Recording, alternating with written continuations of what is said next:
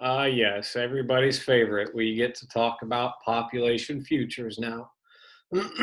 So, before I even start chatting at you about population futures, it's important to recognize what you already think that you know about population, because everybody is very much influenced by their own previous thoughts on things. So, as you take this information in, be prepared to be taught. Don't just kind of sit there and go, well, I already think the world's going to go to hell in a handbasket because the population's going to go just too high. Well, no, no. Yeah, there's a lot to break down. So either way, population futures 2.6, projections of future population vary widely. Some countries have moved into stage 5 of the demographic transition. So here we go. The United Nations estimates that world population in 2100 could be as low as 6.75 billion or as high as 16.64 billion. If the UN's high variant is followed, world population will more than double by 2100. If the low variant is followed, world population will actually decline in the 21st century. So let's get into stage 5 that talks about population decline. So demographers predict a possible stage 5 of the demographic transition for some developed countries. Stage 5 would be characterized by a very low birth rate, an increasing death rate, and therefore a negative natural increase rate. After several decades of very low birth rates, a stage 5 country would have relatively few young women aging into childbearing years. As those in the smaller pool of women each chooses to have fewer children, birth rates would continue to fall even more than in stage 4. Several European countries, notably Russia and other former communist countries, already have negative natural increase rates. China's high death rate and low birth rate are a legacy of a half century of communist rule. The low CBR may stem from a long tradition of strong family planning programs and a deep seated pessimism about having children in an uncertain world. Again, human emotion. Don't discount that when in geography. The high death rate may be a legacy of inadequate pollution controls and inaccurate reporting by the communists. I missed the section up top about total fertility rate. Whoopsies. Back to that. All right, so back from the top. The wide variation reflects uncertainty concerning the total fertility rate, which is the average number of children a woman will have throughout her childbearing years. The total fertility rate for the world as a whole is 2.5. It exceeds 5 in many countries of sub-Saharan Africa compared to 2 or less in nearly all European countries. Will women in the future have more, fewer, or the same number of children as women currently in childbearing years? All right, so let's get into some examples. So, Japan. If the demographic transition is to include a stage 5, Japan will be one of the world's first countries to reach it. Japan's population hit an historic high of 127 million in 2010 and is now starting to decline. The United Nations forecasts Japan's population to fall to 84 million in 2100. With the population decline will come an increasing percentage of elderly people. Japan faces a severe shortage of workers.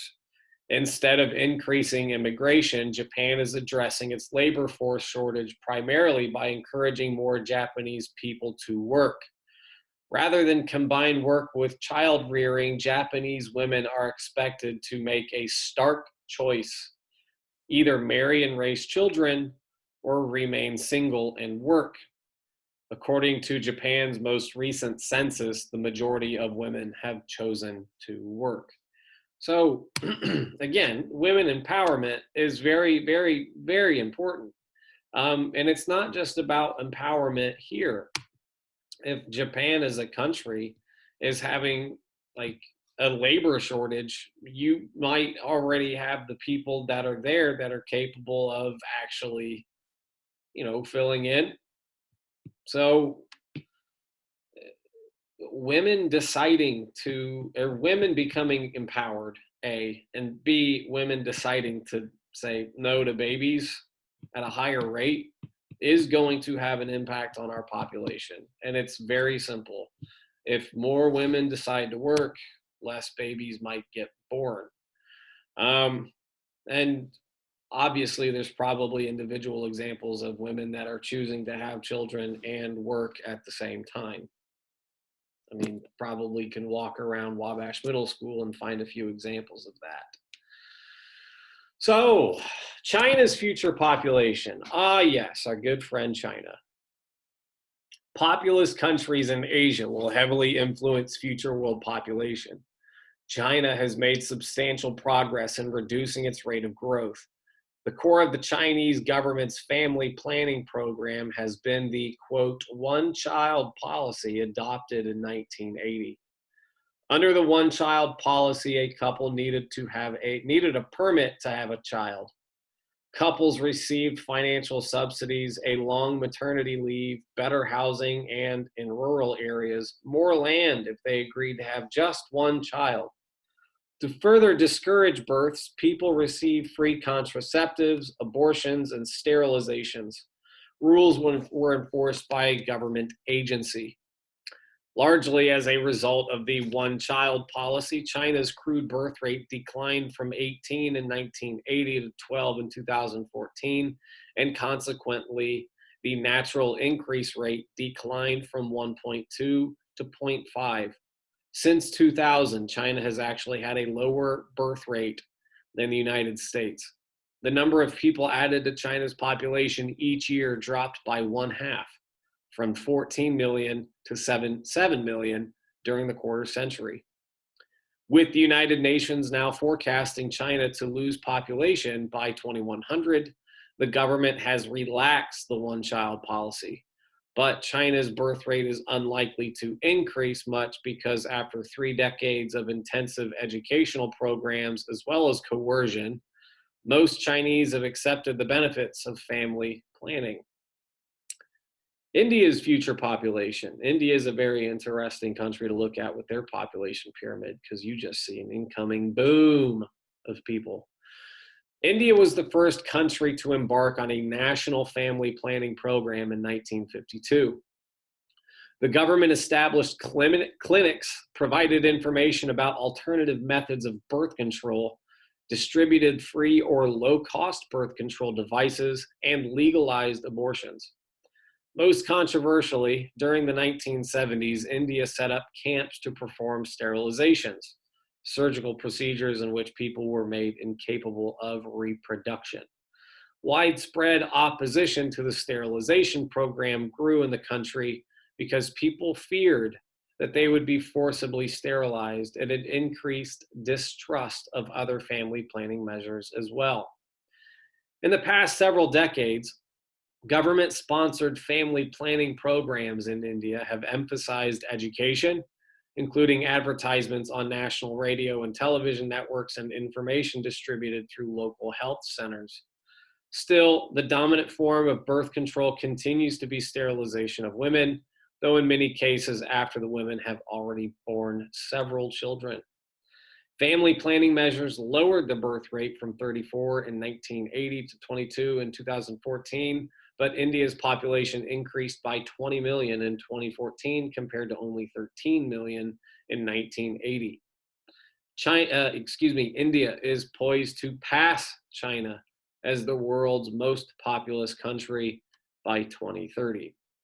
So, population futures.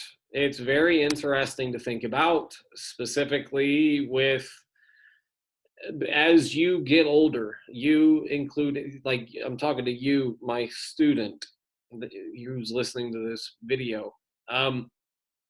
The world will change, And as you decide to make decisions on your family planning, it's going to be interesting to see how your individual decisions shake out over, a global time, when the conversation of climate change, and we're all in and will hopefully all survive the COVID-19 pandemic. Um, it does not leave out the pure human emotions that come out when discussing family planning. Um, there are very sensitive subjects like sterilization, like abortion, like any other contraceptive. And it's all relevant, specifically when you're talking about things that will impact the population in the future. Um, and we can't discount really anything. People's perception of the world that they're potentially bringing a child up in.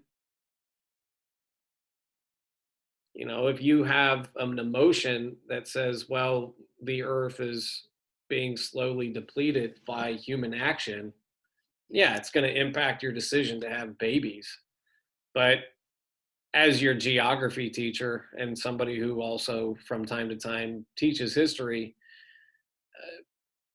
the world that you're in right now is the best version of itself. Yes, there are negative examples everywhere, but once you begin to think about our life now, the fact that you might be watching this at home on YouTube and being educated, the diffusion of education is very important. So that'll wrap it up for this video. Um, this was about population futures, specifically about 3 countries: Japan, China, and India. So have a wonderful day or night. See ya.